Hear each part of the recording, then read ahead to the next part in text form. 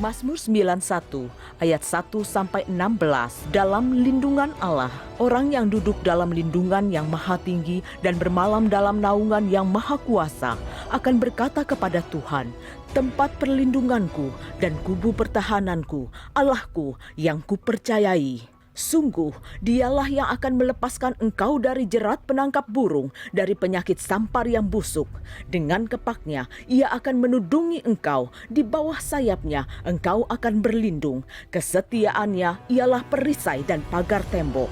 Engkau tak usah takut terhadap kedahsyatan malam, terhadap panah yang terbang di waktu siang, terhadap penyakit sampar yang berjalan di dalam gelap, terhadap penyakit menular yang mengamuk di waktu petang. Walau 1.000 orang rebah di sisimu dan 10.000 di sebelah kananmu, tetapi itu tidak akan menimpamu. Engkau hanya menontonnya dengan matamu sendiri dan melihat pembalasan terhadap orang-orang fasik. Sebab Tuhan ialah tempat perlindunganmu, yang maha tinggi telah kau buat tempat perteduhanmu. Malapetaka tidak akan menimpa kamu, dan tulah tidak akan mendekat kepada kemahmu. Sebab malaikat-malaikatnya akan diperintahkannya kepadamu untuk menjaga engkau di segala jalanmu. Mereka akan menantang engkau di atas tangannya, supaya kakimu jangan terantuk kepada batu. Singa dan ular tedung akan kau langkahi. Engkau akan menginjak anak singa dan ular naga. Sungguh hatinya melekat kepadaku, maka aku akan meluputkannya. Aku akan membentenginya, sebab ia mengenal namaku. Bila ia berseru kepadaku, aku akan menjawab. Aku akan menyertai dia dalam kesesakan. Aku akan meluputkannya dan memuliakannya. Dengan panjang umur akan kukenyangkan dia, dan akan kuperlihatkan kepadanya keselamatan daripadaku. Pentakosta ketiga adalah pencurahan Roh Kudus yang dahsyat di zaman ini, melebihi yang terjadi di Azusa Street. Pentakosta ketiga akan mengakibatkan penuaian jiwa yang terbesar dan yang terakhir sebelum Tuhan Yesus datang kembali. Pentakosta ketiga akan membangkitkan generasi Yeremia, yaitu anak-anak muda yang dipenuhi Roh Kudus, cinta mati-matian kepada Tuhan Yesus, tidak kompromi terhadap dosa, dan akan bergerak untuk memenangkan jiwa. Pentakosta ketiga lahir di Indonesia yang bergerak ke bangsa-bangsa. Gerakan ini dari timur ke barat dan akan kembali ke Yerusalem. Pentakosta ketiga akan memberikan kuasa untuk menyelesaikan amanat agung Tuhan Yesus, dan setelah itu Tuhan Yesus datang kembali. Shalom saudara, semua orang yang menerima Yesus sebagai Tuhan dan Juru Selamat harus juga menjadi muridnya. Namun, untuk menjadi murid Kristus ada tanggung jawab dan komitmen yang perlu diusahakan. Pada Voice of Pentakos kali ini, kita akan belajar bagaimana komitmen murid Kristus. Murid Kristus adalah orang-orang yang berkomitmen untuk mengikut Dia dan mau diajar olehnya untuk mengalami perubahan hidup agar menjadi dewasa dan menjadi semakin serupa dengan Sang Guru Agung, yaitu Tuhan Yesus sendiri. Seorang murid Kristus harus memiliki komitmen sebagai berikut. Pertama, menomorsatukan Tuhan di atas segala-galanya.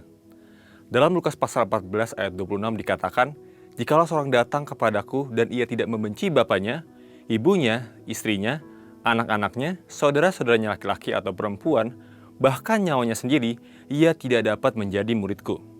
Firman Tuhan ini mengajarkan bahwa kasih sayang kita kepada Tuhan harus melebihi apapun juga serta menjadikan Tuhan yang paling pertama dan terutama dalam kehidupan kita. Dia harus jadi pusat dalam seluruh kehidupan kita. Apakah yang menjadi prioritas di hidup kita? Apakah itu pekerjaan, studi, keluarga, atau Tuhan? Semua itu harus kita perhatikan dan kita prioritaskan. Tapi di atas semuanya, Tuhan haruslah menjadi yang nomor satu. Banyak orang Kristen sulit dan gagal untuk bertumbuh dewasa karena tidak mengutamakan Dia yang memiliki kehidupan ini. Ketika Tuhan hanya dicari dalam keadaan terdesak, ini menunjukkan bahwa Tuhan bukan menjadi yang terutama tetapi yang terakhir. Untuk dapat selalu menomorsatukan Tuhan, kuncinya ialah kita harus senantiasa memiliki kasih yang mula-mula kepada Tuhan, yaitu kasih yang terbaik, kasih yang selalu bernyala-nyala untuk Tuhan. Kedua, siap sedia untuk memikul salib. Dalam Lukas pasal 14 ayat 27 dikatakan, barang siapa tidak memikul salibnya dan mengikut aku, ia tidak dapat menjadi muridku. Apa artinya pikul salib itu? Salib di sini tentu bukanlah salib Kristus di mana hanya dialah yang sanggup menanggungnya demi menembus dosa umat manusia. Salib yang kita pikul berbicara mengenai perjuangan, penderitaan, dan tantangan yang harus dihadapi dalam mengikuti Tuhan. Yesus tidak pernah berjanji bahwa kalau kita mengikut Dia, maka tidak akan pernah mengalami penderitaan dan pergumulan. Tapi Dia berjanji bahwa dalam setiap persoalan hidup, Dia selalu menyertai untuk memberikan pertolongan dan mukjizat-Nya. Ada dua alasan mengapa kita harus memikul salib dalam mengikut Tuhan. Pertama, salib membuat kita berfokus kepada Tuhan. Penderitaan dan masalah akan membawa kita lebih dekat kepada Tuhan untuk mencari seorang penolong. Jadi, salib itu membuat kita berharap dan bergantung kepada Tuhan. Yang kedua, salib adalah cara Tuhan untuk mengubah karakter kita. Sebab sadar atau tidak, ujian dan cobaan yang Tuhan izinkan merupakan cara Tuhan untuk menyadarkan kita supaya dapat berubah dan menumbuhkan karakter Kristus dalam kehidupan kita. Karena itu, ketika permasalahan dan penderitaan datang, janganlah kita berhenti untuk memikul salib, tetapi tetaplah setia dan taat, karena di balik salib ada kemenangan dan kemuliaan yang besar. Ketiga, tidak terikat dengan harta duniawi. Dalam Lukas pasal 14 ayat 33 dikatakan, "Demikian pulalah tiap-tiap orang di antara kamu yang tidak melepaskan dirinya dari segala miliknya, tidak dapat menjadi muridku." Dikatakan, kalau ingin jadi muridnya, maka haruslah melepaskan diri dari semua harta yang dimiliki. Tapi, apakah kita tidak memiliki apapun yang di dunia ini? Tentu tidak. Kata melepaskan di sini berarti memisahkan atau membuka ikatan. Artinya, Tuhan mau memberkati kita berkelimpahan dengan banyak hal. Tapi Tuhan ingatkan supaya diri kita jangan sampai terikat olehnya. Kita adalah pengelola dan bukan pemilik. Ketika kita diberkati oleh Tuhan, kita harus menjadi berkat bagi banyak orang. Tuhan mengingatkan kita dalam Matius 6 ayat 21 bahwa di mana harta kita berada, di situ hati kita berada.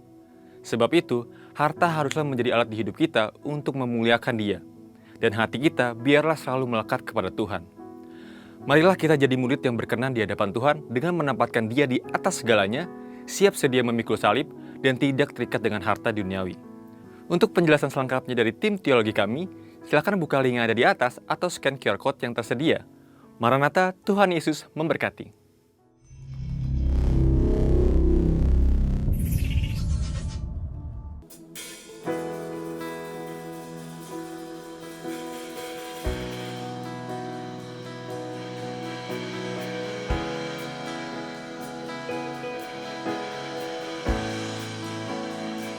Want to worship you, Lord.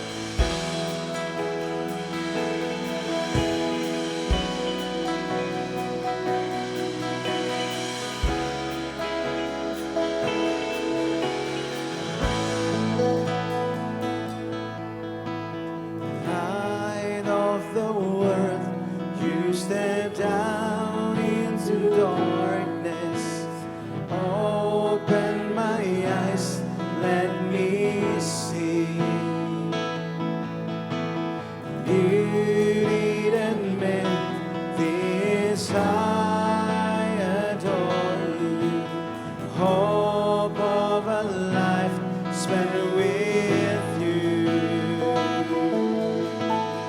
Say, and here I am to worship. Here I am to bow down. Here I am to say that you're my God. You're altogether lovely, altogether worthy, altogether wonderful to me.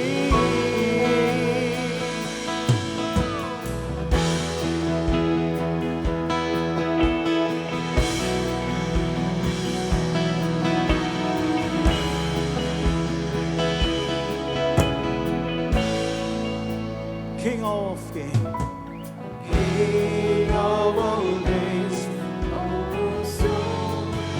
exalted, Lord lives in heavens above. Humbly and came through the earth you created, all for love you came.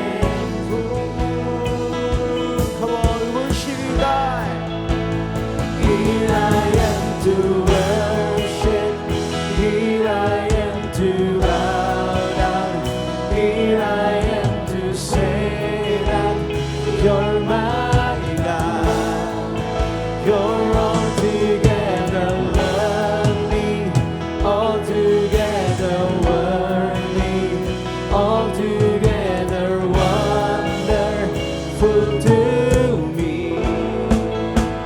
Light of the world, light of the world, you step down into darkness. Open my eyes, let me see. Beauty that made this I adore you. Hope of a life spent with you.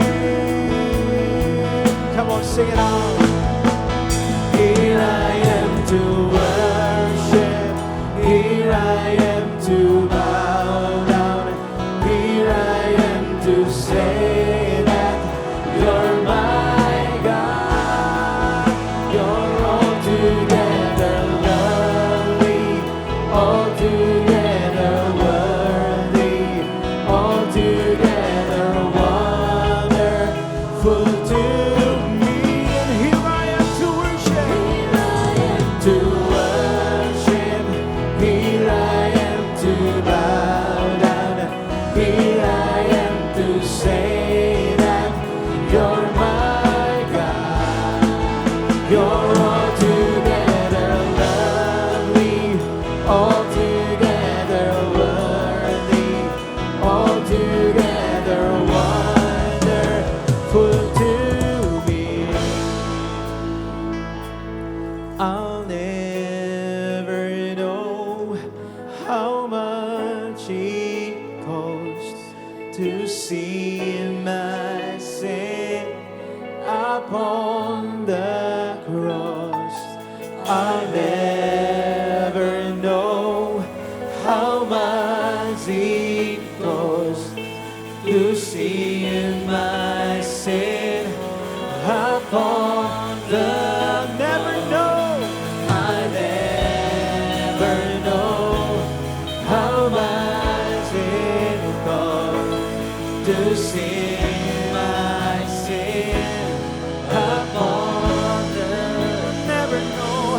I never know how much it costs to see my sin upon the cross. Here I am to worship. Here I am to bow down. Here I am to say that you're my God. Kami angkat tangan kami di hadapan-Mu Tuhan. Altogether worthy, altogether wonderful to me. Here I am to worship. Here I am to bow down. Here I am to say that you're my God. You're altogether lovely, altogether worthy, altogether wonderful. Sing Jesus. Here I am to worship. Here I am to bow down. Here I am to say that you're my God. You're altogether lovely, altogether. We praise you, God.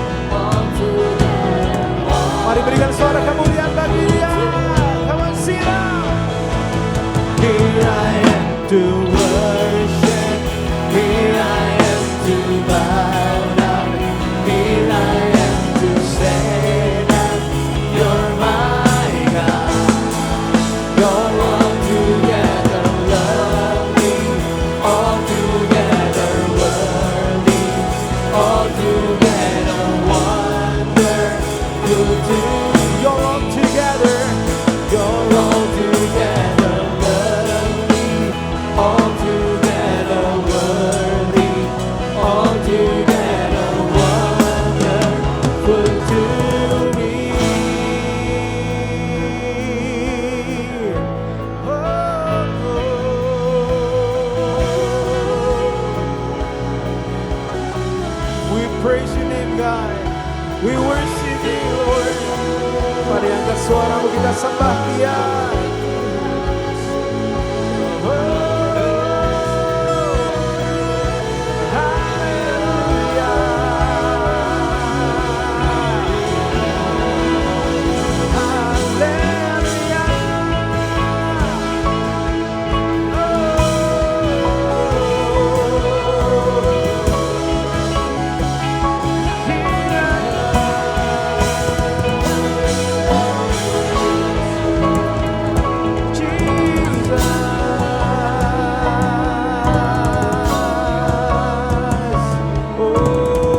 Praise your name, O Lord God.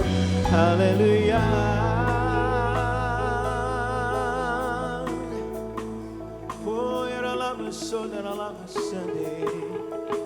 Jesus, Jesus.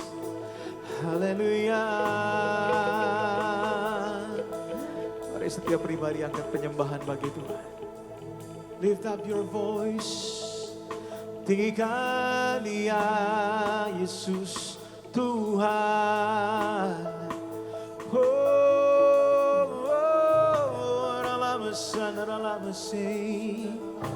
Yesus kami sembah, Yesus kami puja. Kami angkat hati dan tangan kami Tuhan.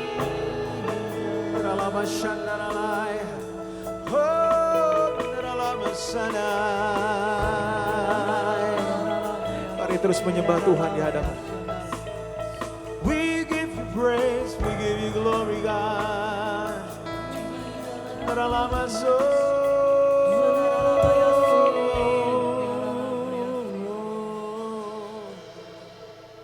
We give you praise, Lord. Praise your name. You are my God. Yes, Lord. Tidak ada yang dapat dibandingkan dengan Engkau, Tuhan. Hanya Yesus yang layak dimegahkan, dimasyurkan selama-lamanya.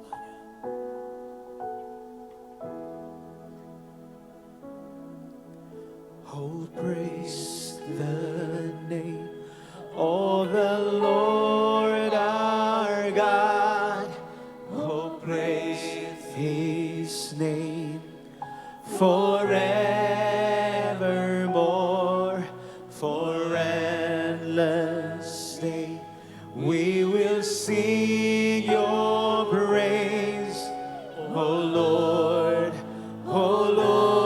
our God. Sing, oh praise, oh praise the name of the Lord our God. Ini gerejamu Tuhan. We humble ourselves to glorify your name.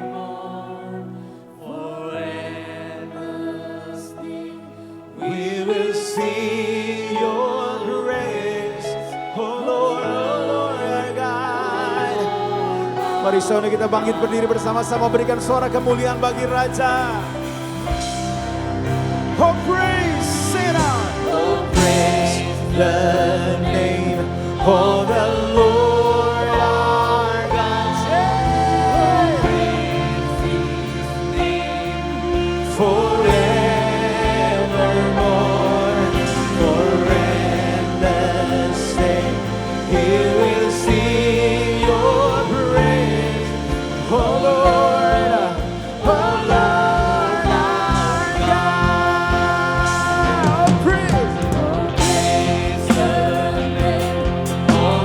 Lord.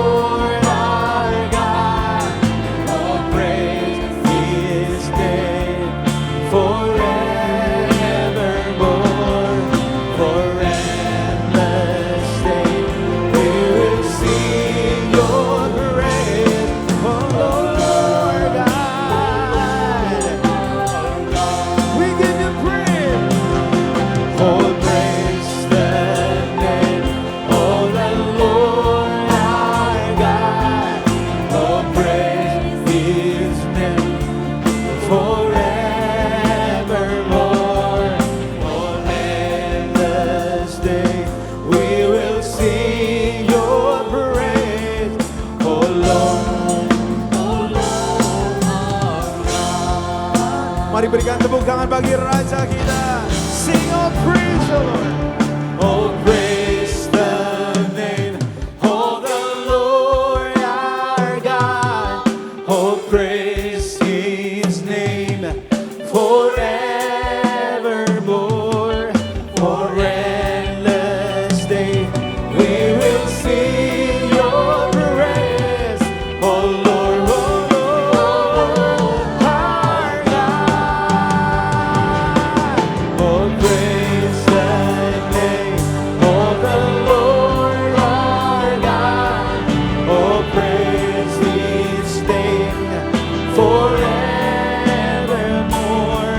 For endless day we will sing your praise. Oh Lord, our God. Come on church, gereja Tuhan sing.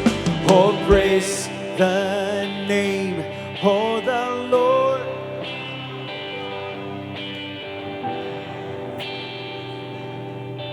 Forever. Ini gerejamu Tuhan. Yeah. Come on church. Come on, sing it one more time. Together, Lord. Oh, praise. Oh, praise the name of the Lord our God. Oh, praise His name forevermore. For endless day we will sing your praise. Oh, Lord, our God. Oh Lord, our God. Oh Lord God. Oh Lord, our God.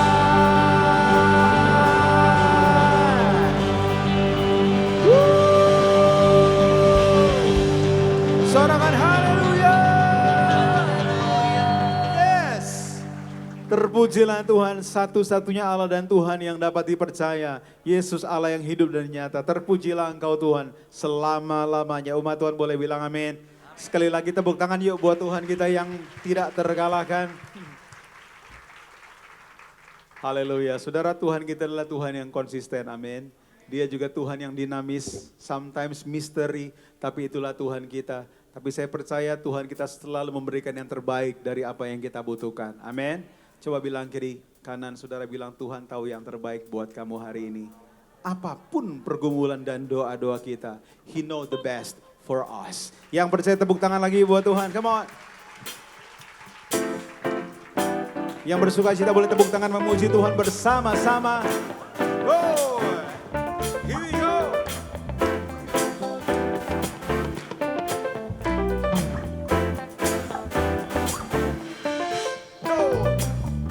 Meskipun musuh di depanku, rintangan menghadang langkahku, ku tahu sungguh Engkau bersamaku.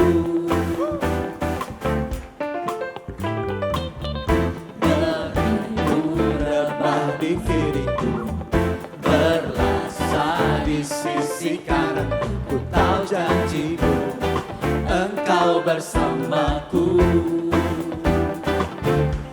Bersama katakan, takkan pernah goyah keyakinanku pada dirimu, Yesus Tuhanku. Boleh tangan di atas semuanya, come on. One, two, three. Kaulah Tuhanku, kebanggaanku, gunung batu dan keselamatanku, kuat tanganku, perlindunganku, Kaulah Allah, sumber kemenanganku.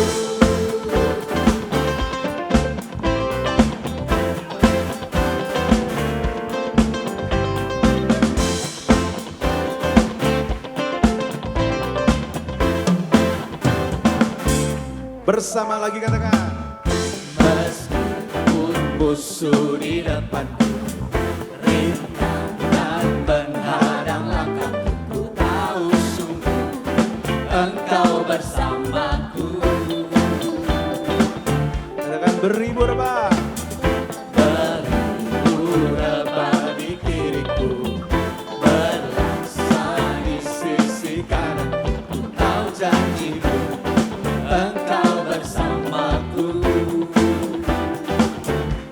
jangan pernah goyah. Takkan pernah goyah keyakinanku pada dirimu. Yesus Tuhanku, tiada yang seperti-Mu. Kaulah Tuhanku, kebanggaanku, gunung batu dan keselamatanku. Kuat tanganmu, perlindunganku, Kaulah Allah. Sekali lagi katakan bersama. Kemenangan, Kaulah Tuhanku, kebanggaanku, gunung batu dan keselamatanku. Kuat tanganmu, perlindunganku, Kaulah Allah, sumber kemenanganku.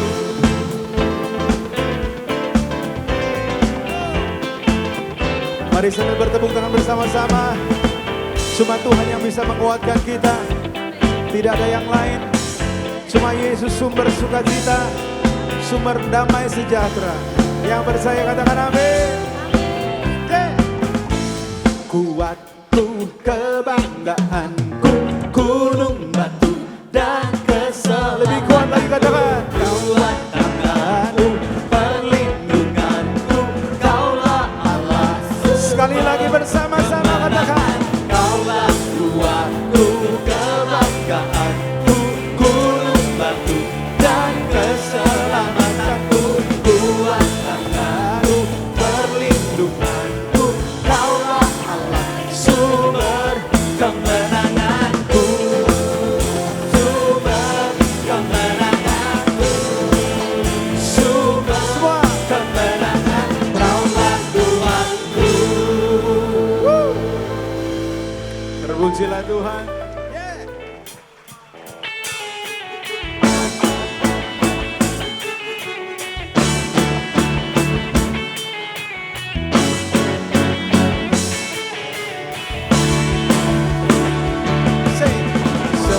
Seindahnya pelangi, secerahnya mentari, namun Kau yang terindah, hanya Kau yang termegah. Walau Walau badai menghadang dan bumi dan bumi pun bergoncang, namun Kau kan setia. Menjagaku senantiasa. yuk game saya semua. Sungguh nyata kasih-Mu di sepanjang hidupku. Dengan darah-Mu tebus dosaku. Sungguh nyata. Sungguh nyata kasih-Mu di sepanjang hidupku. Senang hatiku hanyalah untuk-Mu.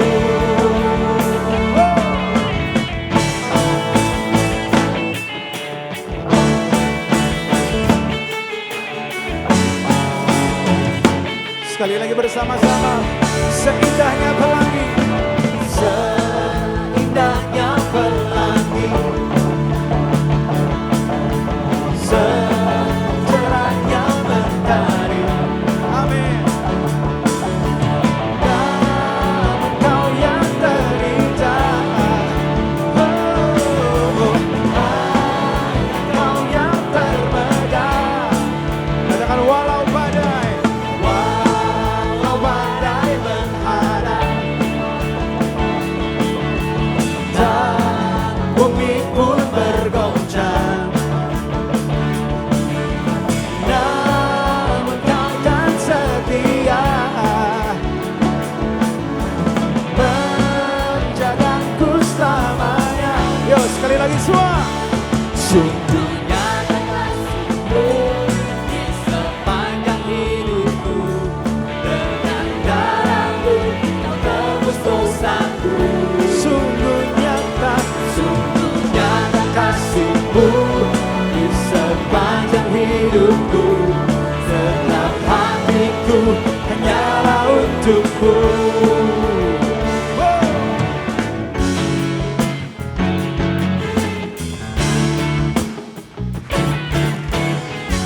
Terpujilah Tuhan. Inilah pujian syukur kami bagi-Mu ya Allah kami.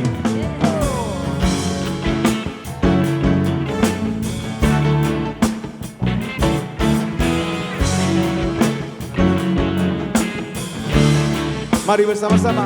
Sungguh nyata kasih-Mu di sepanjang hidupku. Dengan darah-Mu tebus dosaku. GMCC katakan lagi. Sungguh nyata kasih-Mu di sepanjang hidupku. Segenap hati. Dalam hatiku. Sekali lagi ya. One, two, one. Sungguh nyata kasih-Mu di sepanjang hidupku. Dengan darah-Mu tebus dosaku. Sungguh nyata kasih-Mu di sepanjang hidupku. Segenap hatiku hanya untuk-Mu. Segenap hatiku. Hatiku hanyalah untuk-Mu. Segenap hati. Hatiku hanyalah untuk-Mu.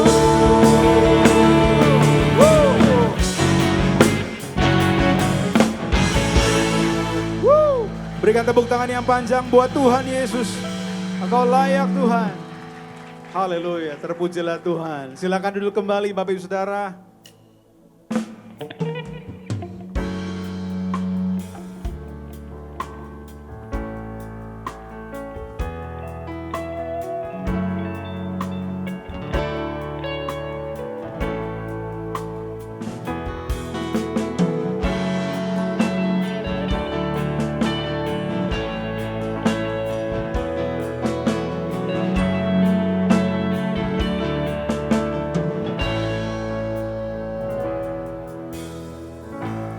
Ku menyembah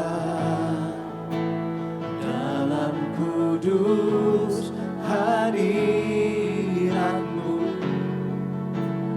Hampiri kata kasih karunia-Mu Bapa.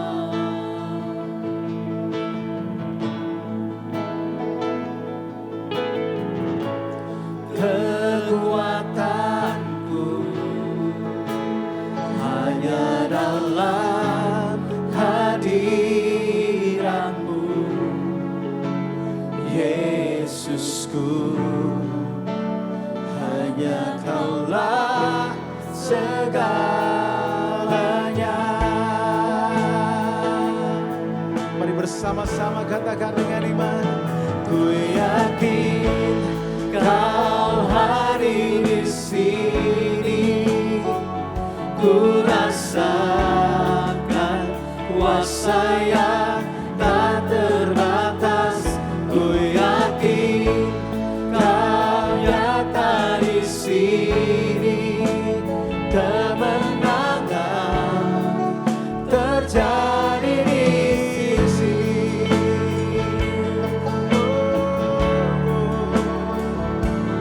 Terjadi di sini. Mari bersama katakan lagi. Kami menyembah-Mu Tuhan. Ku menyembah dalam kudus hadirat-Mu. Hampiri kata kasih karunia-Mu Bapa.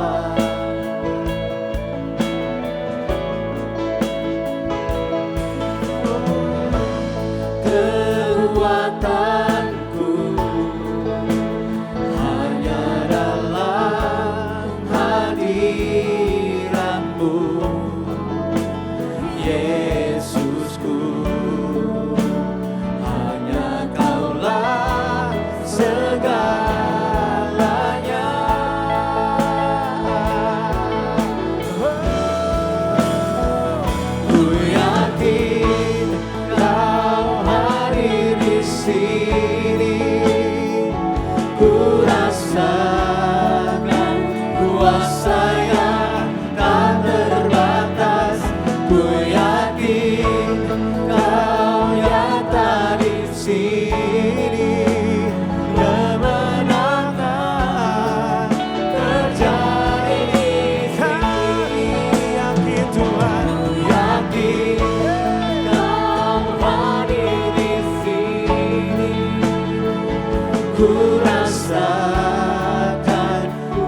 kuasa yang tak terbatas.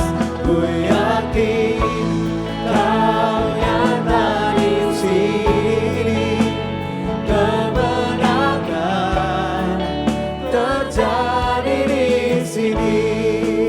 Say, ku yakin Kau hadir di sini. Mari kita bangkit berdiri bersama-sama, saudara. Rasakan kuasa yang tak terbatas.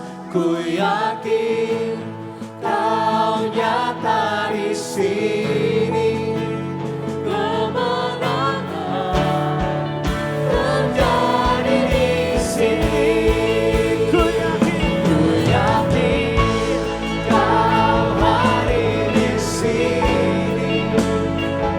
Ku rasakan kuasa yang tak terbatas. Ku yakin Kau nyata di sini, kemenangan terjadi di sini.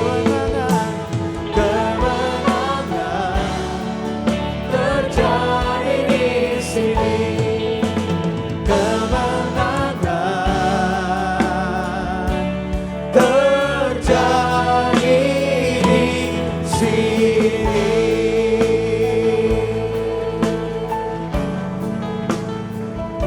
Kami mengucap syukur untuk penyertaan Tuhan, damai sejahtera Tuhan masuk dalam jiwa roh kami. Sembuhkan yang sakit, sembuhkan jiwa kami yang sakit, bahkan trauma masa lalu, kepahitan, kekecewaan, dendam yang masih ada, pulihkan. Karena hanya nama Tuhan Roh Kudus yang memulihkan jiwa kami. Kami akan mendengar firman-Mu. Dan setiap karakter kami akan diasah, dipertajam sehingga kami menghasilkan buah yang lebih baik. Di dalam nama Yesus. Amin. Silakan duduk Bapak Ibu semua, shalom. Saudara, saya akan membahas tentang karakter manusia dan karakter ini bisa membangun hubungan keluarga saudara semakin hari semakin baik. Atau karakter saudara semakin hari semakin hancur dan meretakkan keluarga saudara, menghancurkan generasi, bahkan anak-anak saudara akan pahit terhadap orang tuanya. Nah, saya bikin pertanyaannya gini saudara, bisakah kita merubah karakter pasangan kita yang jelek hanya datang ke pendeta lalu diminta doakan? Bisa gak? Jadi saudara punya pasangan nih karakternya jelek banget nih, emosional. Saudara bawa ke saya bilang gini, Pastor tolong doain dong karakter pasangan saya emosional. Lalu karena saya diminta, saya doakan. Kira-kira menurut saudara seminggu kemudian karakter pasanganmu saudara yang emosional bisa berubah jadi baik gak tiba-tiba? Sebulan? Setahun? 2 tahun? 3 tahun? Lama ya?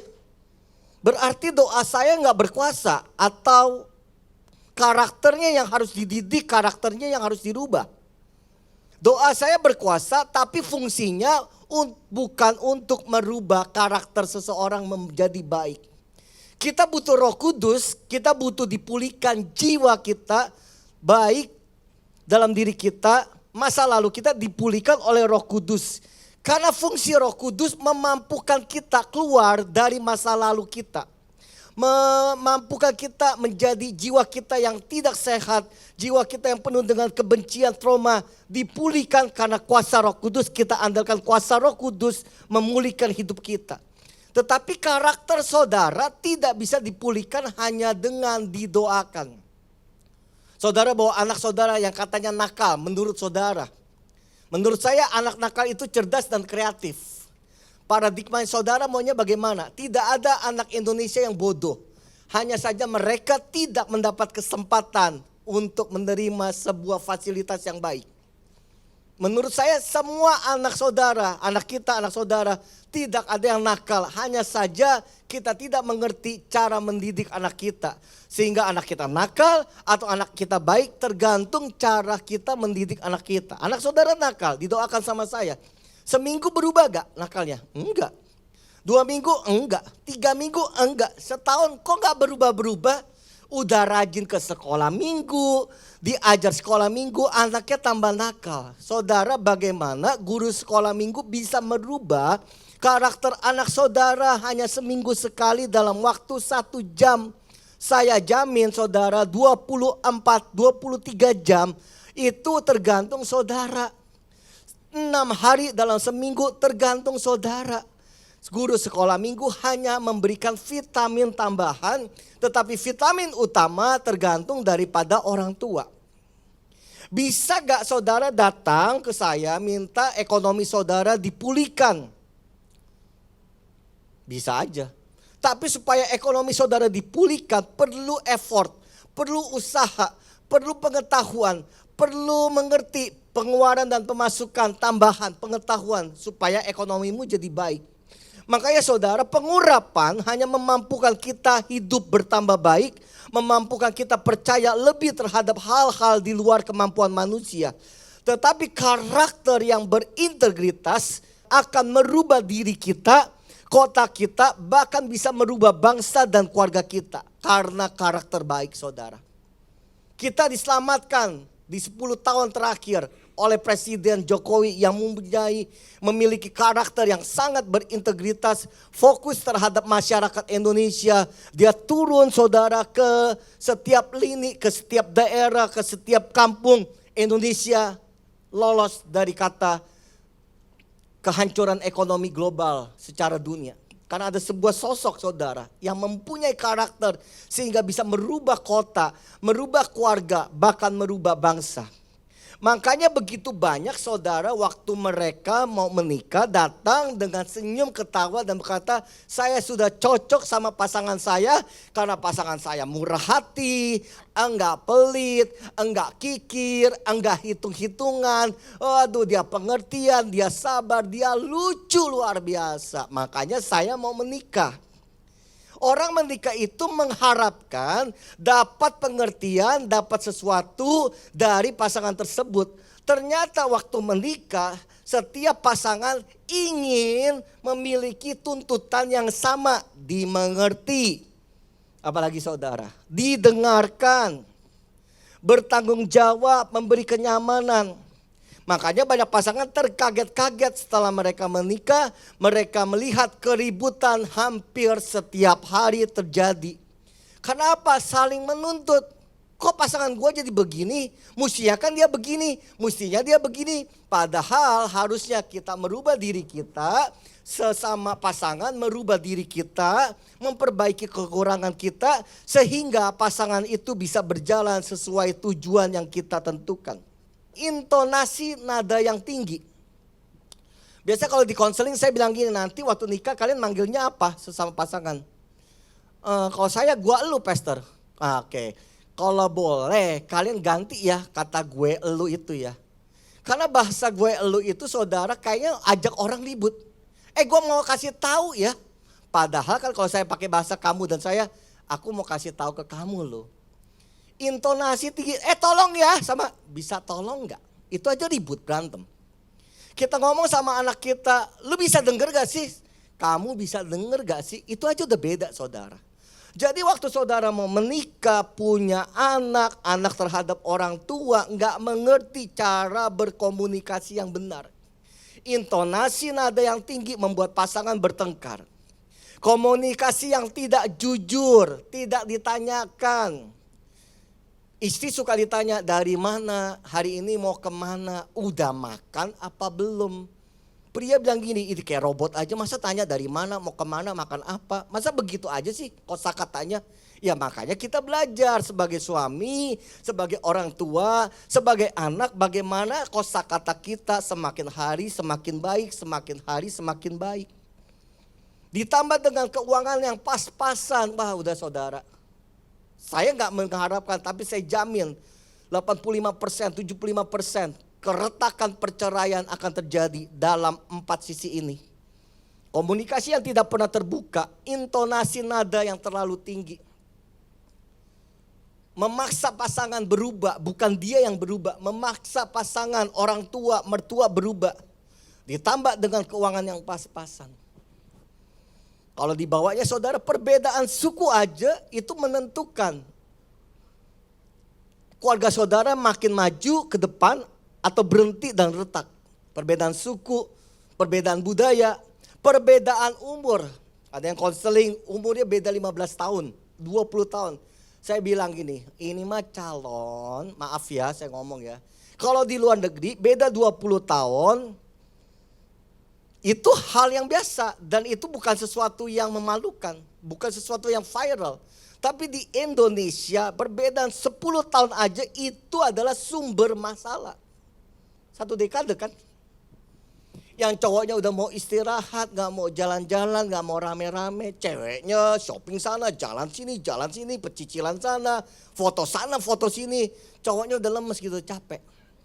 Perbedaan 10 tahun aja sumber masalah. Perbedaan 20 tahun sumber masalah. Jadi kalau udah ada orang konseling, waduh bedanya udah 15 tahun. Saya udah tahu masalahnya udah cuma satu. Perbedaan karakter. Yang satu pengen udah masih semangat ya. Arisan sana, pergi sana, ke sana. Yang satu udah loyo. Udah minta tukang mbak urut dong, udah capek. Itu aja masalah. Apalagi begitu wanitanya udah umur 50, ya kan? Pasangannya udah 70. Biasa waktu acara reuni keluarga, acara pernikahan, suaminya atau orang yang lebih tua tidak pernah datang. Fotonya dia sendiri. Kenapa? Dia malu dan baru tahu ternyata perbedaan usia yang begitu jauh membuat dia semakin minder dan keretakan rumah tangga semakin terjadi. Berikutnya sifat pasangan yang jelek. Dulu gak ketus, sekarang ketus, cuek dan masa bodoh. Mau menang sendiri. Dulu gak arogan, sekarang arogan. Ingat ya, istri itu sehari mesti ngomong 5.000 kata alias bawelnya luar biasa. Suamimu tiba-tiba jadi pelit, kikir dan perhitungan. Dan akhirnya suami istri saling mencela. Karena apa? Saling menuntut. Harusnya saudara yuk kita belajar. Kita yang harus berubah bukan pasangan kita. Kita yang harus berubah bukan anak kita. Anak kita yang harus berubah, jangan tuntut orang tua yang harus berubah. Supaya apa? Hidup kita stabil, balance. Apalagi tambah firman Tuhan, kita hidup dengan pengertian karena firman. Kita hidup dimotivasi karena ada gereja. Kita hidup karena ada keteladanan. Makanya ada orang hidup puluhan tahun, belasan tahun menikah dengan karakter yang sudah terbentuk puluhan tahun. Tiba-tiba menikah baru setahun, pasangannya minta kita berubah, lalu dipaksa suruh nonton klip motivasi di TikTok semenit-semenit. Bagaimana bisa berubah? Khotbah 30 menit aja gak berubah, apalagi nonton TikTok, Instagram, Facebook semenit-semenit. Lalu firmannya yang menyindir pasangan tersebut. Percaya saudara, firman itu tidak akan jadi rema. Firman itu tidak akan jadi revelation. Firman itu tidak akan menjadi sebuah pengetahuan. Cuma nonton trends, TikTok, glamors. Apapun saudara yang semenit-semenit. Makanya saudara saya bikin quotes, ada 3 quotes saudara. Media boleh tampilkan ketika masih hidup dengan orang tua. Mari baca bersama. Ketika saudara masih hidup dengan orang tua, kita diasah tentang nilai-nilai kehidupan, betul gak? Papa saudara ngajarin ya, lo kalau hidup jangan permalukan keluarga. Kalau hidup jangan hutang sana sini. Kalau hidup harus kerja keras. Kalau hidup mesti begini. Terus tentang nilai-nilai kehidupan waktu kita bersama orang tua. Tetapi waktu pasangan kita sudah menikah, nilai-nilai kehidupan mereka harus dipisahkan. Karena mereka punya nilai kehidupan yang sendiri. Gak boleh disamakan dengan waktu kita punya anak. Waktu kita menikah, punya pasangan, kita diasah untuk apa? Lebih, katakan yang kencang, lebih sabar. Karena apa? Karena pasangan yang saling menuntut akan membuat kita terasah semakin sabar dan terus sabar. Tetapi kalau di atas jangkauan kesabaran, melebihi limit kesabaran, terjadilah namanya kehancuran, keributan, kekosongan. Dan biasanya dengar baik-baik, para wanita yang suka mengintimidasi, suka dominan, suka memaksa, perhatikan baik-baik. Suamimu akan pergi ke wanita lain. Percaya sama saya. Termasuk pendeta. Pria yang dituntut sama istrinya, wanitanya, yang harga dirinya tidak dijaga, yang dibentak-bentak sama wanita di depan umum. Percaya sama saya, suamimu akan jajan. Suamimu gak nakal, jadi nakal karena mulutmu terlalu bawel. Karena mulutmu terlalu memaksa. Anakmu nih gak nakal, anakmu baik-baik saja. Cuma terlalu banyak larangan. Ini gak boleh, itu gak boleh. Yuk kita ke mall, kita makan sama-sama. Sampai di restoran, menu makanan pun kita pilihin. Jadi gue pergi sama orang tua, kok semua serba larangan. Di rumah gak boleh gini, padahal papanya begitu. Di luar gak boleh begini, padahal papanya begitu. Semakin banyak larangan. Katakan sama-sama, semakin banyak larangan. Ulang ya, semakin banyak larangan, semakin orang itu melanggar. Setuju gak saudara? Makanya hukum Taurat begitu banyak ribuan peraturan. Sampai bangsa Israel tidak bisa menjalankan semua hukum Taurat. Makanya Yesus mati dengan darahnya. Hukum Taurat dihapuskan, dibuat perjanjian yang baru. Tidak ada aturan untuk menyembah Yesus. Tidak ada korban sembelihan. Tidak ada darah untuk ketemu Yesus. Asal kamu percaya, kamu bisa bertemu Yesus. Dan kamu sudah diselamatkan. Diselamatkan bukan perbuatan baik saudara. Grace, anugerah. Yang ketiga saudara apa? Ketika kita punya anak, tadi punya orang tua, punya pasangan. Sekarang ketika kita punya anak, kita diasah untuk menjadi teladan dan sahabat. Saudara udah jadi teladan belum buat keluargamu? Saya tadi pagi khotbah sini, anak saya di belakang, istri saya di belakang.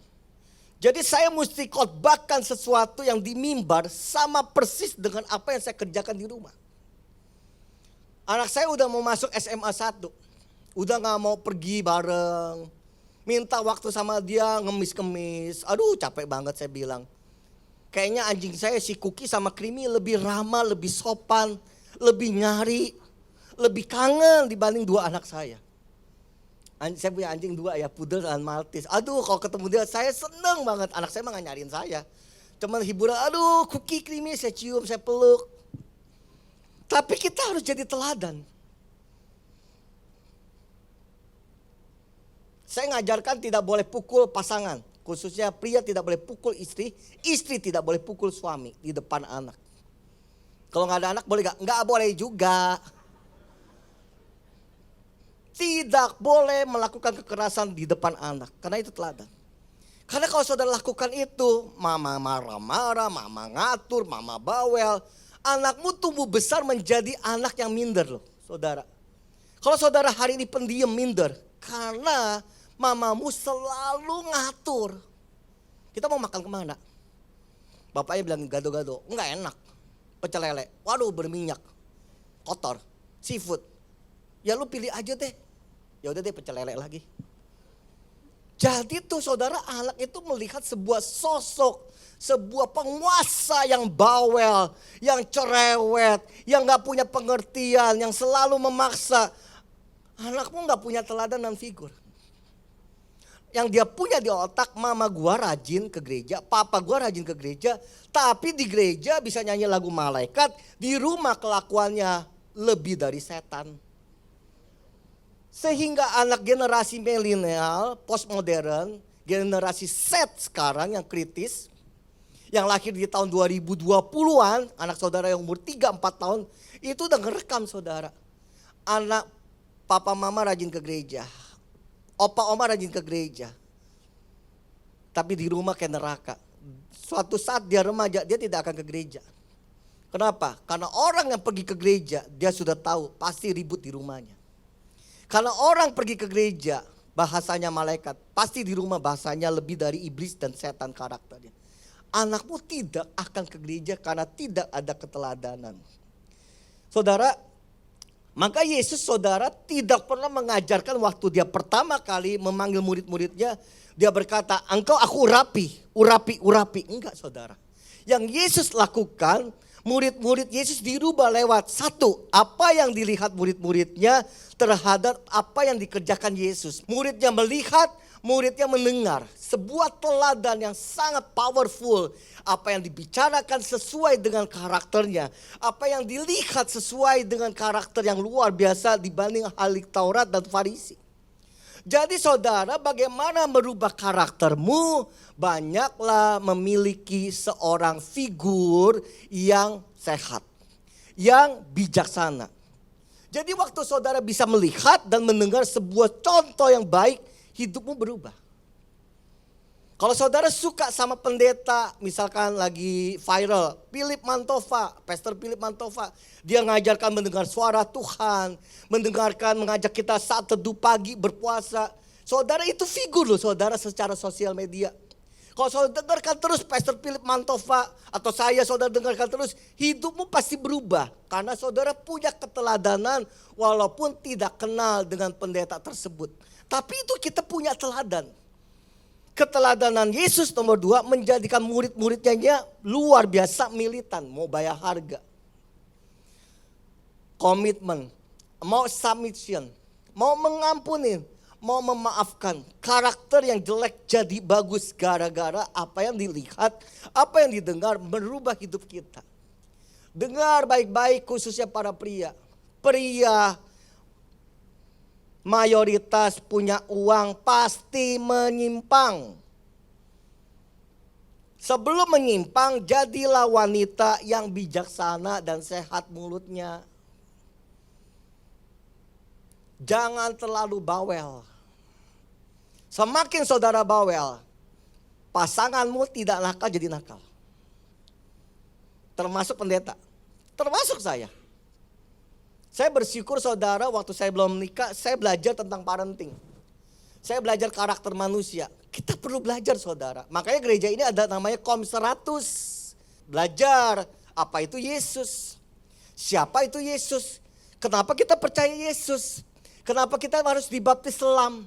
Kenapa kita harus dipenuhi Roh Kudus. Kenapa ada surga. Kenapa ada neraka. KOM 100, KOM 200. Kita belajar saudara. Bahkan ada parenting.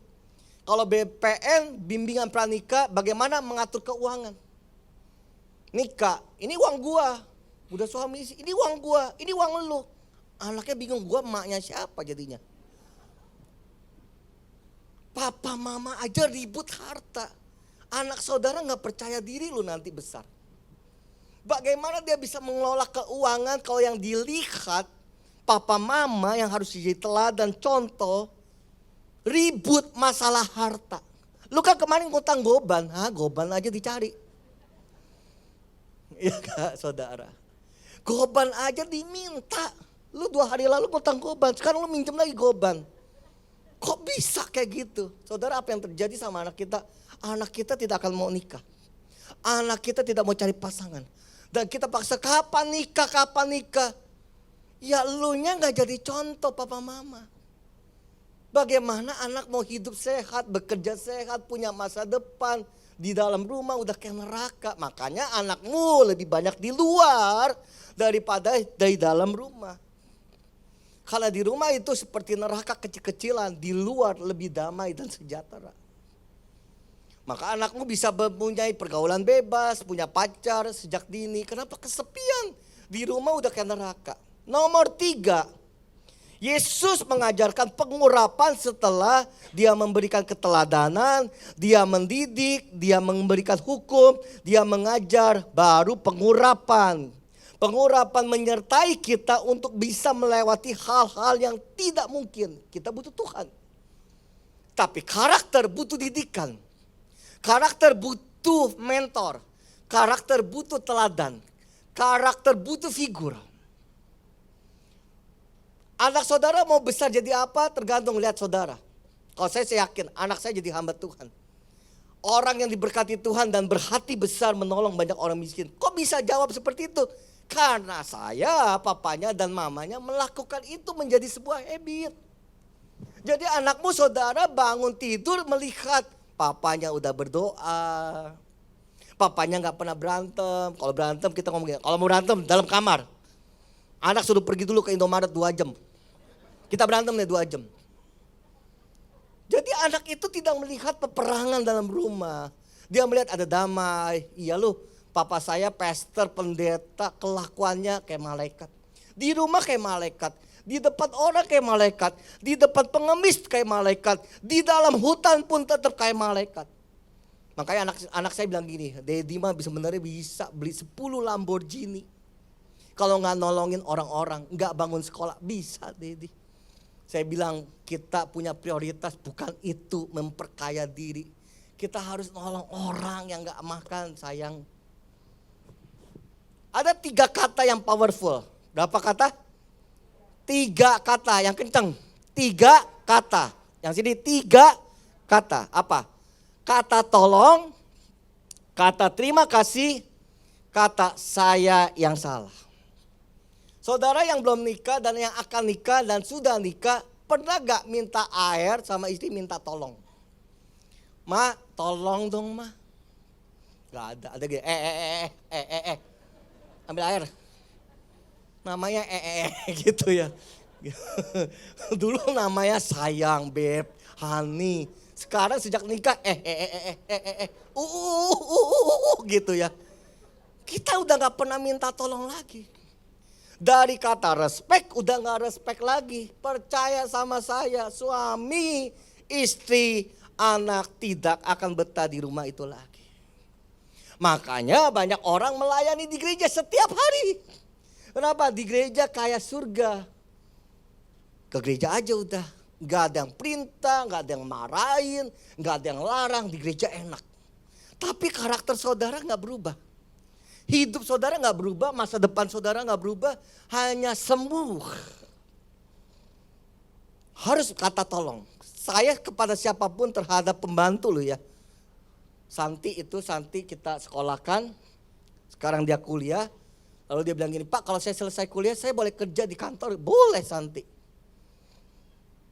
Saya kalau sama Santi pulang malam nih, sama Mbak lo ya. Santi, aku minta tolong.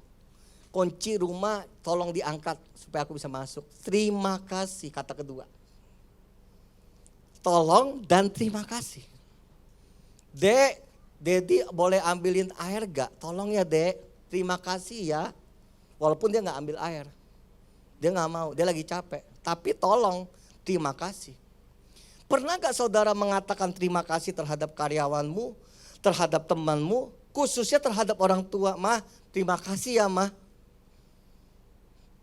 Itu power saudara, powerful. Saudara coba deh, tolong dan terima kasih. Kalau salah, saya yang salah, aku minta maaf. 3 kata itu saudara lakukan deh dalam waktu 3 bulan, keluargamu berubah. Saya kalau ngomong sama anak, sama supir, tolong ya Ri, ambilin ya. Dan tidak sungkan saya berkata, Ri maafin bapak ya, bapak salah. Sehingga saudara pembantu saya, supir saya, karyawan saya yang levelnya rendah itu menganggap saya bapaknya dia loh. Santi itu kalau mau kuliah, siapin motor saya. Bukan anak. Siapin bensin, kasih uang jajan, kasih helm terbaik, kasih jas yang terbaik, kasih jaket yang terbaik. Jadi kalau dia mau pulang, Pak pergi dulu ya Santi, dia salim tangan saya, dia cium gitu kan ya. Menurut tradisi mereka sopan santunnya gitu. Saya kalau mau pergi San, aku pergi ya. Hati-hati ya Santi. Kalau kita udah ngomong tolong, terima kasih, aku salah, minta maaf. Rumahmu kayak surga loh. Kalau anak itu dibilang, Dek tolong ya. Itu rasa penghargaan tertinggi. Dek, papa salah ya. Kok mama salah ya? Anak muda juga ngomong sama orang tua, Pak saya salah ya, maaf ya. Pak tolong Pak, Pak terima kasih.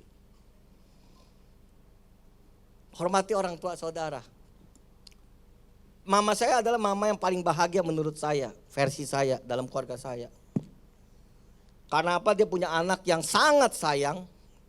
Dia punya cucu sangat sayang. Dia punya mantu sangat sayang. Saya bilang gini, mama kita kasih uang jajan lebih dari orang cukup. Pokoknya kita usahain. Mama saya mesti bahagia. Kalau dia bahagia, dia pasti doain saya dong. Tuhan aku berdoa buat anak saya, Paulus, Petrus, cucu. Biar bahagia, buka jalan, pintu terbuka. Hidup saya enak saudara. Mama mau kemana? Ke Bali. Kita cari dana ke Bali. Mama mau kemana? Ke Turki. Udah kumpulin dana. Sama ya, oh pokoknya ke Turki. Mama mau kemana? Ke Mars. Mah nggak ada duit mah kalau ke Mars. Pokoknya mama saya mau minta apa saya kasih saudara. Pokoknya dia mesti seneng. Di akhir hidupnya dia mesti seneng. Jangan udah mati baru senengin. Mau pakai apa senenginnya. Jadi saya menghormati, tolong, terima kasih, minta maaf, hormati orang tuamu walaupun agamanya bukan Kristen. Walaupun orang tuamu bukan agama Kristen dan tidak percaya. Tapi kalau kita bersifat baik, bersikap baik, sopan sama mertua, sama orang tua juga bisa lihat perbedaan. Benar dia ke gereja, lu tiap hari ke gereja kalau perlu jadi pendeta deh lu. Ini pendeta bukan, kelakuan kayak setan. Pendeta yang bingung, lu ke gereja mana gitu kan. Ngerti ya saudara, lakukan ini, tolong. Ayo sama-sama, tolong. Terima kasih, minta maaf, hormati orang tuamu. Kalau sudah meninggal ya udah, perlakukan mertuamu sebaik-baiknya. Hidupmu, aduh saudara. Jadi kepala bukan ekor, diberkati Tuhan. Karena kita menghormati dan melakukan firman Tuhan. Saudara, apa yang Yesus lakukan terhadap murid-muridnya saudara? Kita baca dulu ya. Lukas 10 ayat 39. 40, 41, 42. Perempuan itu mempunyai seorang saudara yang bernama Maria. Maria ini duduk dekat kaki Tuhan dan terus mendengarkan perkataannya. Sedang Marta sibuk sekali melayani. Ayo baca bersama-sama. Ia mendekati Yesus.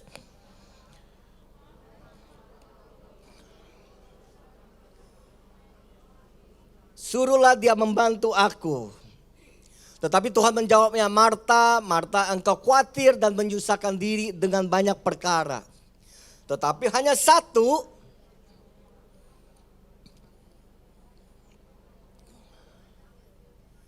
Amin saudara. Jadi cerita Yesus datang, Marta sibuk, waduh sibuk sana sibuk sini. Maria cuma duduk dengar jadi murid. Saudara, orang yang jadi murid akan tertanam di dalam gereja lokal. Ini gereja lokal, gerejamu Gajah Mada. Saudara akan jadi murid. Karena saya jadi figur buat saudara, saya jadi gembala buat saudara, saya jadi mentor bapak rohani buat saudara, memberikan vitamin sesuai kapasitas saudara. Ada orang pindah gereja karena mencari pendeta yang enak dengar khotbahnya. Nggak mau diajar, nggak mau jadi murid. Orang yang duduk diam mendengarkan seperti ini, saudara murid. Tetapi orang yang sibuk cari gereja yang viral, cari gereja yang nyaman, cari gereja yang enak, yang AC-nya bagus, LED-nya besar, artis, pengkhotbahnya bagus. Saudara seperti Marta yang cuma sibuk mencari orang demi kuping saudara enak. Dan biasanya karakternya gak berubah. Yang lebih sulit kalau saudara pindah gereja. Nanti waktu meninggal bingung pendetanya. Semua pendeta dari gereja A, B, C, D datang semua.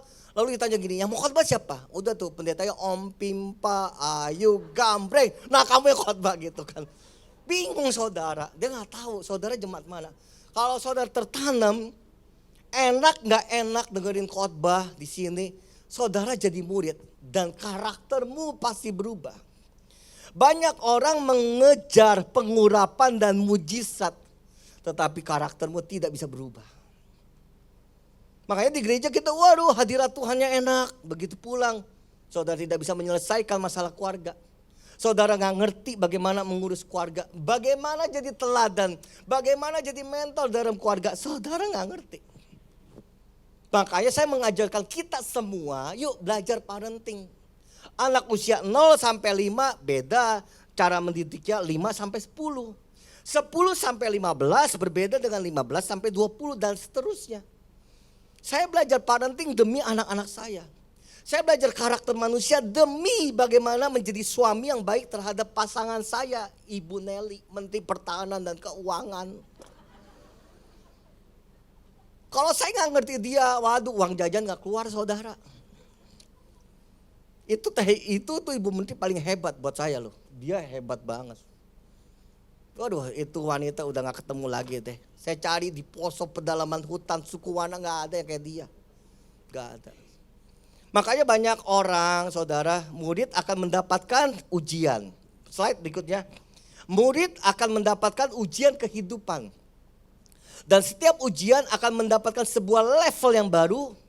Ujian kehidupan akan membuat kita semakin hari bijaksana. Orang yang jadi murid.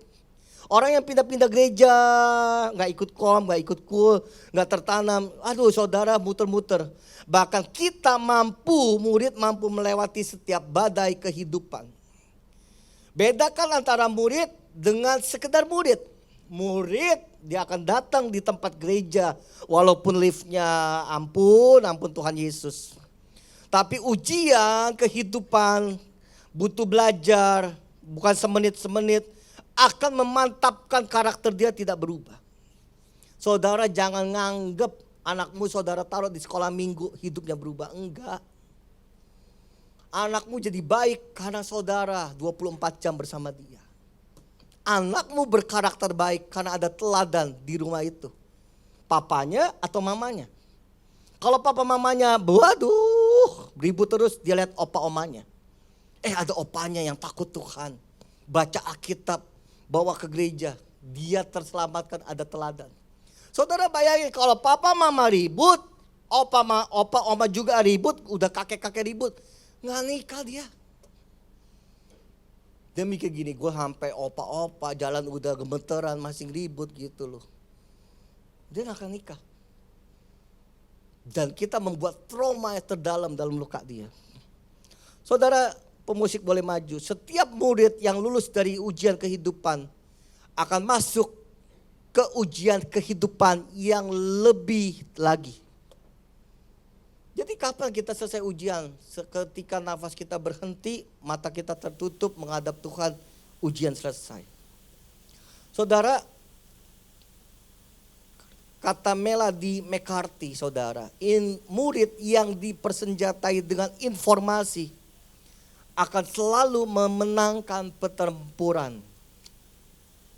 Jadi saudara kalau banyak belajar, banyak informasi, wawasan dibuka, saudara akan memenangkan pertempuran apapun. Usaha, ekonomi, rumah tangga, didik anak, gak ada yang susah. Karena saudara punya informasi. Dan mantan Presiden Afrika Nelson Mandela, pendidikan adalah senjata paling mematikan di dunia. Karena dengan pendidikan Anda dapat mengubah dunia. Makanya gereja ini saudara bangun sekolah di mana-mana. Kenapa? Kita persenjatai lewat pendidikan. Karena pendidikan saudara senjata mematikan untuk merubah suku, budaya, agama, ras, bahkan bangsa untuk dirubah lewat penginjilan, bangun sekolah. Jadi kita punya keputusan ya. Istri yang diem terus, udah nikah 5 tahun, ngomongnya cuma gini, iya, enggak, iya, enggak, iya, enggak, ini gila kali ya. Perhatikan, pasanganmu punya trauma masa lalu. Kenapa? Tidak pernah diajak bicara sama papa mamanya. Atau papa mama sibuk.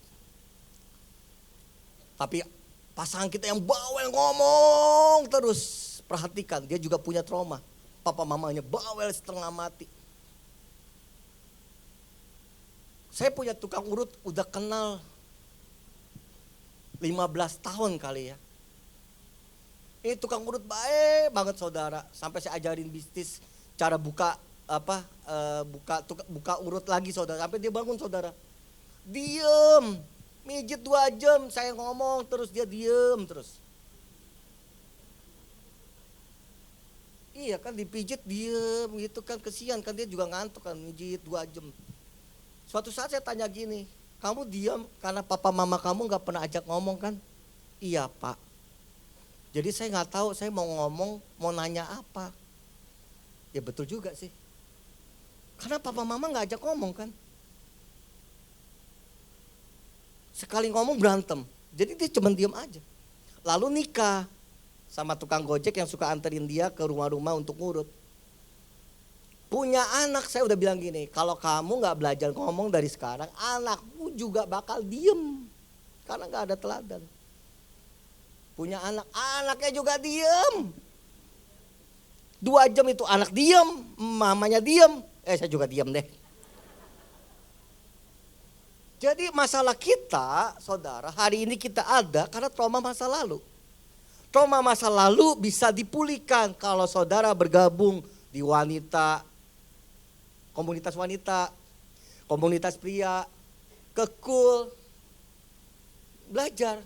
Nyaman gak? Ya gak nyaman, namanya tempat baru, tapi kita mesti belajar. Karena kita harus berubah dan memutuskan satu rantai yang udah satu generasi berabad-abad salah. Jangan sampai terjadi sama anak kita. Kalau anakmu udah jarang di rumah, saya mau bilang bukan salah anak, salah papa mama, udah pasti. Udah pasti.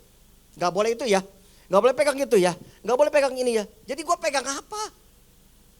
Kita terlalu bawel. Boleh 5.000 kalimat, tapi lihat sikon anakmu lagi capek, habis dibully. Lihat sikon anakmu habis ujian gagal, stop 5.000 kalimat. Pacaran juga gitu, posesif boleh, tetapi terlalu posesif. Jemput ya sayang ya, nggak jemput gue mati bunuh diri. Ada pria yang posesif, ada wanita yang posesif, ada mertua yang posesif, ada mantu yang posesif. Boleh gak posesif? Boleh, yang sehat, balance dong. Tapi posesif saudara menghancurkan keluarga, menghancurkan hubungan mertua mantu. Mantunya juga mesti sadar, mertuanya juga mesti sadar. Amin saudara. Karakter harus dididik dan punya teladan. Teladan kita Yesus. Tetapi Yesus itu gak tampil seperti ini. Makanya dia memilih para gembala sidang. Dia memilih para koordinator. Dia memilih ketua-ketua komsel. Dia memilih orang tua rohani.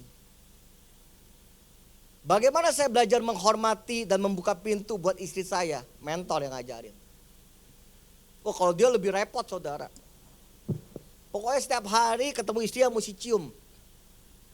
Buat saya gila repot banget ya. Kalau pergi 3 kali cium dong. 10 kali pergi 10 kali cium. Dia cium saudara, istri dipeluk dicium. Bukain pintu, oke, buka pintu oke. Di mobil juga dibukain mobilnya, pintunya. Baru dia masuk. Aduh gua gak sabar ya. Buka mobil, cium sana, cium sini. Udah gua buka pintu aja deh.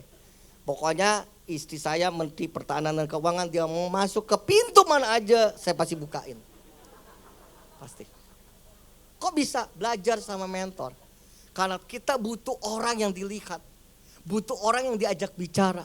Butuh orang yang diajak disentuh bicara apa adanya. Makanya saya ikut KOM 100, KOM 200, KOM 300.